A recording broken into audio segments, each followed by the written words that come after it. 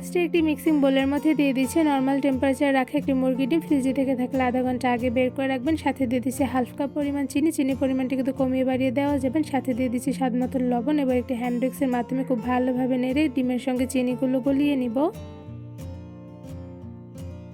ডিমের সঙ্গে চিনিগুলো খুব ভালোভাবে নেড়ে গলিয়ে নিতে হবে। তো এই পর্যায়ে দেখতেই পাচ্ছেন খুব ভালোভাবে গলে গিয়েছে, সাথে কিন্তু ফোম ক্রিয়েট হয়েছে। এবার এর মধ্যে দিয়ে দিচ্ছি এক ফালি লেবুর রসটা দিয়ে দিলে কিন্তু ডিমের থেকে কোনো প্রকার গন্ধ আসবে না। তো এই পর্যায়ে কিন্তু আমার লেবু চিপে দেওয়া হয়ে গিয়েছে। এবার খুব ভালোভাবে নেড়ে মিশিয়ে নিচ্ছি। হ্যান্ড উইক্সের মাধ্যমে খুব ভালোভাবে নেড়ে নেওয়া কিন্তু হয়ে গিয়েছে। এবার এই ডিমের মিশ্রণের মধ্যে কিছু শুকনো উপকরণ দিয়ে দিব। তো এখানে আমি একটা ছাঁকনির উপরে দিয়ে দিচ্ছি ময়দা। এখানে ময়দার পরিবর্তে কিন্তু আপনারা আটাও ব্যবহার করতে পারেন, কোনো রকম সমস্যা নেই। সাথে দিয়ে দিচ্ছি 1 চা চামচ পরিমাণ বেকিং পাউডার। এবার এই সবগুলো শুকনো উপকরণ খুব ভালোভাবে চেলে নিব। শুকনো উপকরণগুলো চেলে নেওয়া হয়ে গিয়েছে। এবার এর মধ্যে দিয়ে দিচ্ছি গুঁড়া দুধ। এখানে আমি 2 টেবিল চামচ পরিমাণ গুঁড়া দুধ দিয়ে দিচ্ছি। সাথে দিয়ে দিচ্ছি রান্নার তেল। এখানে আমি 1/4 কাপ পরিমাণ রান্নার তেল দিয়ে দিচ্ছি। এবার একটি প্যাচুলারের সাহায্যে সবগুলো উপকরণ ডিমের মিশ্রণের সঙ্গে খুব ভালোভাবে নেড়ে মিশিয়ে নিব।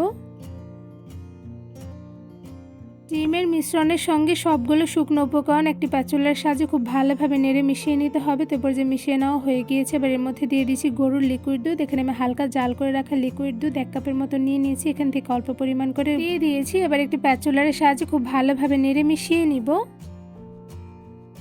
প্যাচুলার দিয়ে খুব ভালোভাবে কিন্তু নেড়ে মিশিয়ে নিয়েছি। এবার এর মধ্যে আবারও সেমভাবে গরুর লিকুইড দুধগুলো দিয়ে দিয়েছি। একবারে বেশি গরুর দুধ দিতে যাবে না, তাহলে কিন্তু ব্যাটারটা বেশি পরিমাণে পাতলা হয়ে যাবে। তো এই পর্যায়ে অল্প পরিমাণ করে দিয়ে খুব ভালোভাবে নেড়ে একটি পারফেক্ট ব্যাটার তৈরি করে নিতে হবে।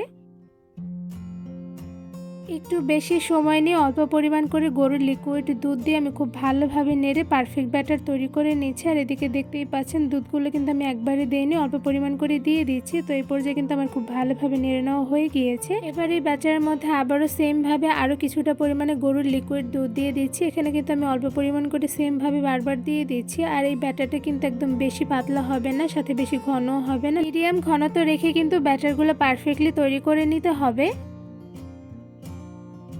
অল্প কিছুক্ষণ সময় নিয়ে ব্যাটারের মধ্যে প্রায় 1 কাপের মতন গরুর লিকুইড দুধ দিয়ে আমি খুব ভালোভাবে নেড়ে একটি পারফেক্ট ব্যাটার তৈরি করে ফেলেছি। ব্যাটারের ঘনত্বটা কতটুকু পরিমাণে রেখে তৈরি করে ফেলেছি আশা করি দেখেই বুঝতে পারছেন। এবার কিন্তু প্যানকেক তৈরি করার জন্য ব্যাটারটি একদমই রেডি। এবার একটি সাইডে 10 মিনিটের মতন এই ব্যাটারগুলো রেস্টে রেখে দিব।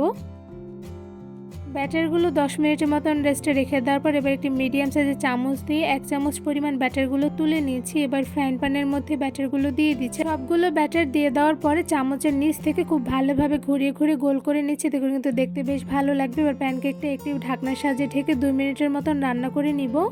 প্যানকেক রান্না করার সময় কিন্তু চুলার আঁচটা একদম লোতে রেখে রান্না করে নিতে হবে। তো এরপর যে 2 মিনিট কিন্তু আমার হয়ে গিয়েছে। এবার একটি চামচের সাহায্যে প্যানকেকটা আমি চারো সাইড থেকে ঘুরিয়ে তুলে নিব। প্যানকেকটা তুলে উল্টে নিয়েছি যাতে অপোজিট সাইডটা খুব ভালোভাবে কালার চলে আসে। তো এই পর্যায়ে দেখতেই পাচ্ছেন খুব সুন্দর কিন্তু কালার চলে এসেছে। আর প্যানকেকটা ভাজতে কিন্তু খুব একটা বেশি সময় লাগে না, খুব অল্প সময় হয়ে যায়। আর এদিকে দেখতেই পাচ্ছেন মাশাআল্লাহ দেখতে কিন্তু খুবই সুন্দর হয়েছে। এবার সেমভাবে আরও একটি প্যানকেক তৈরি করে নিব। চুলার আঁচটা একদম লোতে রেখে 1 চামচ পরিমাণ ব্যাটার নিয়ে আমি প্যানের উপরে দিয়ে দিয়েছি। এবার চামচের নিচ থেকে ঘুরিয়ে ঘুরিয়ে গোল শেপ করে নিয়েছি। এবার একটি ঢাকনা দিয়ে ঢেকে 2 মিনিট সময় নিয়ে রান্না করে নিব। 2 মিনিট সময় নিয়ে রান্না করে নেওয়ার পর দেখতেই পাচ্ছেন প্যানকেকের উপরে কিন্তু খুব সুন্দর জালি জালি ক্রিয়েট হয়েছে। এবার একটা চামচের সাহায্যে প্যানকেকটা আমি তুলে উল্টে নিচ্ছি। এবার অপোজিট সাইডটাও 1 মিনিট সময় নিয়ে ভেজে নিব। 1 মিনিট সময় নিয়ে প্যানকেকটা ভেজে নিয়েছি। এবার সেমভাবে উল্টেও দিয়েছি। আর এদিকে দেখতেই পাচ্ছেন মাশাআল্লাহ 2 সাইডে কিন্তু খুব সুন্দর কালার চলে এসেছে। এরপর যে কিন্তু প্যানকেকটা পুরোপুরি ভাজা হয়ে গিয়েছে। এবার একটা চামচের সাহায্যে তুলে নিচ্ছি। আর এদিকে দেখতেই পাচ্ছেন মাশাআল্লাহ দেখতে কিন্তু পারফেক্ট হয়েছে।